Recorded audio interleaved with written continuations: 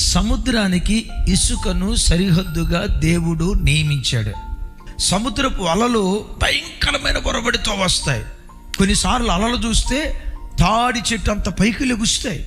ఎంత పైకి లేచినా, ఎంత వేగంతో వచ్చినా ఎక్కడి దాకా వస్తాయి?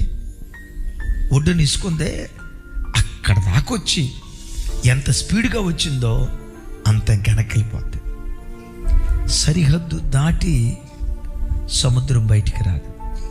ఒకవేళ ఎప్పుడైనా సముద్రంలో ఉన్న అలలు, సముద్రంలో ఉన్న నీళ్లు సరిహద్దు దాటి పొంగి ప్రవహించాయా, సునామీ వస్తుంది. అమ్మా, ఒక అన్నగా చెప్తున్నా, ఒక నాన్నగా చెప్తున్నా, ఒక తండ్రిగా చెప్తున్నా, ఒక భార్యగా నీకు ఒక హద్దు దేవుడు గీసాడు.